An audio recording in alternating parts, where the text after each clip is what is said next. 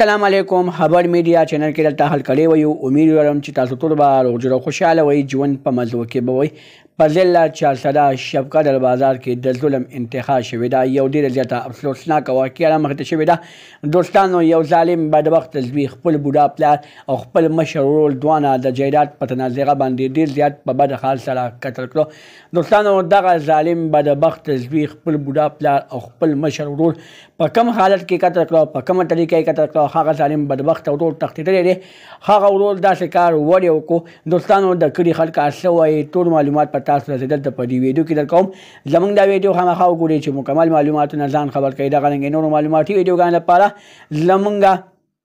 خبر میډیا چینل سبسکرایب کړئ نشان اوس خامخا ووهئ زموږ هر یوانۍ معلوماتي ویډیو تاسو ته په اسانۍ سره میلاویږي دوستانو مینوالو د ظلم انتخاب شوې ده یو ظالم بدبخت زوی د جایداد دپاره د ځمکې دپاره د ځمکې یو ټوټې دپاره خپل بوډا پلار او خپل مشر ورور ډېر زیات په بېدلتۍ سره قتل کوي ولې قتل کوي هغه ظالم ته چا شیطاني وکړه هغه ظالم په ذهن کې کوم سوچ راغو په کوم ذهن باندې په کوم سوچ باندې دغه ظالم بدبخته خپل بوډا پلار او خپل مشر ورور ډېر زیات په بېدلتۍ سره قتل کوي هغه بوډا پلار چې دغه بوډا پلار خپل ځواني په دو باندې لګوله خپل ځواني یې تباه کړه خو دغه بچي یې خوشحالۍ نه وکړي دغه بچي خرچې یې پوره کړې هغه بچی چې کله د پلار نه جایداد کې حصه غواړي نو پلار ورته چې بچی دې صبر وکړه جایداد کې به حصه درکړم خو اوس نشم درکولی دغه بچی په دې خبره باندې راپاسي او خپل بوډا پلار او خپل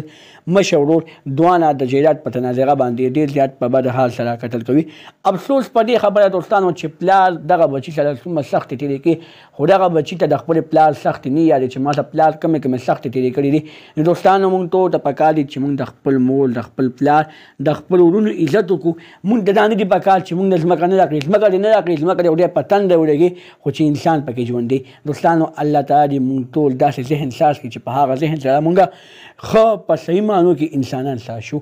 موږ اوس انسانان نه یو دوستانو موږ ځناور یو ځناور داسې کارونه کوي چې هغه وینې تویوي ځناور کټونونه کوي دوستانو موږ ته نه دي پکار چې موږ قتل عام په دې دنیا کې جاري کړو دغه رنګې نورو معلوماتي ویډیوګانو لپاره زموږ خبر میډیا چینل سبسکرایب کړئ نشان اوس خامخا ووهئ زموږ هر یوانۍ معلوماتي ویډیو تاسو ته په اسانۍ سره میلاویږي والسلام